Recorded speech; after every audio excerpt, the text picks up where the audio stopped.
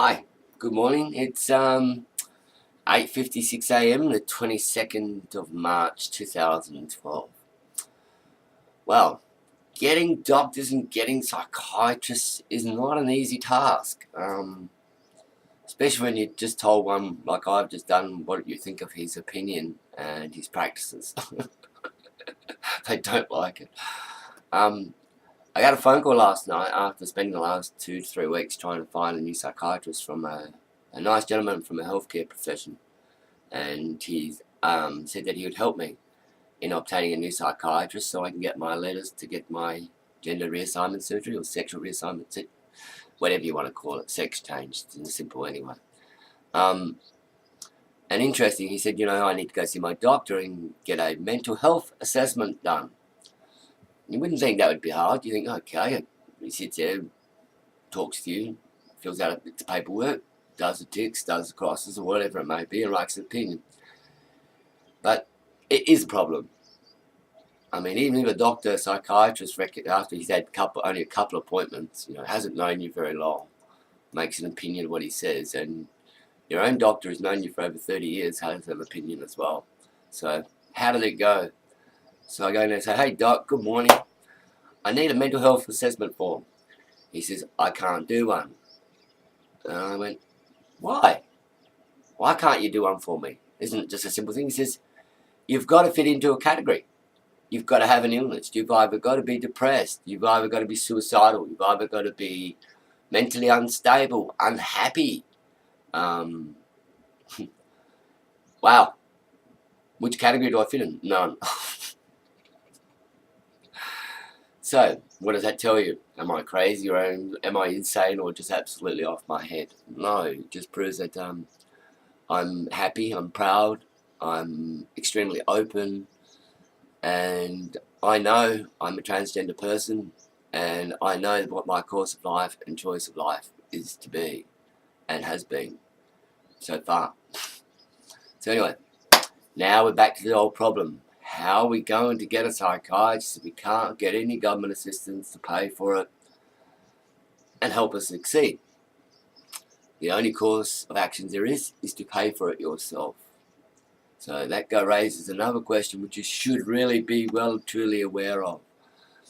There's statistics which are out there which state that for a transgender person, and we'll just use an example here as like myself in a sense, okay, who's lived a identity of a gender which they lived for many, many years, as in my case, 47 years. So I lived as a male for 47 years.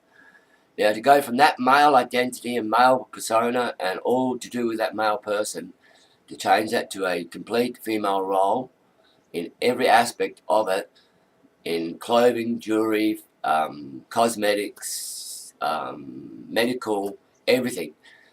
They reckon it could be around about close to nearly $100,000 within 3 years.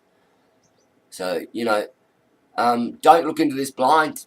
Have your eyes open, because it's not a cheap exercise to do. And you can have any imagination you may think of that it is. It is not.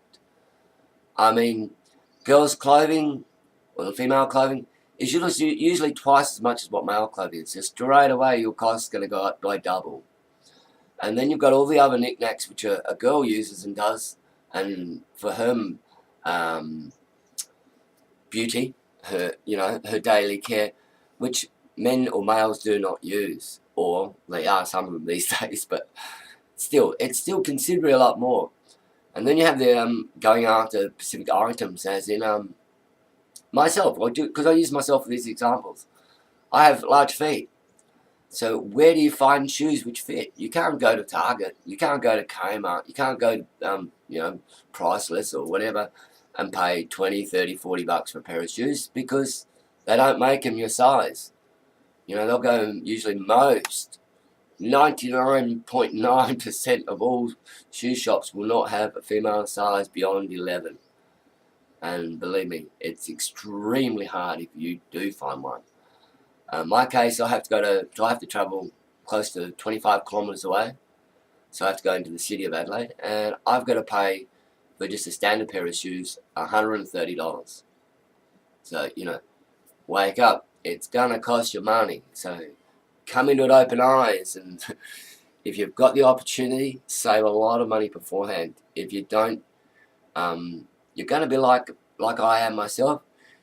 You are going to get there, but you're going to struggle to maintain your life, in a sense, to pay for everything you need to do and to pay for your transition. It costs you a lot of money, and it's very hard to do transition, have a life, and and pay your bills as well. I mean, something's got to give somewhere along that line. Something, In my case, it's it's my life. I work, yeah, but I don't have a lot of money, and my transition's basically my primary goal. So, everything else goes to a backseat. That go out dancing, well, that's out the door. Go out raging for the night, that's out the door. Having a good drink, that's out the door. Having a good rage with a mate, well, if they're paying for it, no problem. I mean, lots of things change to, you've got to change them, because if you don't, you can't do them all. And if you're not happy with changing them to succeed in your goal or your ambitions to do what you need to do, then please reevaluate what you're doing before you send yourself bloody crazy and mad. Because, I mean, nothing worse than not having enough money to do things. It drives you mad. It worries you sick. And, if you're not strong enough to put up with it, then, as they say, if you can't handle heat, get out of the kitchen. Because you're cooking. But anyway, so from your mental, crazy, insane friend who can't get a doctor to say who she is. I love it.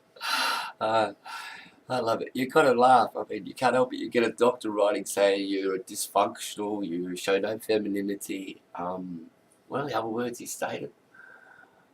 Oh, you've got some type of a personality disorder.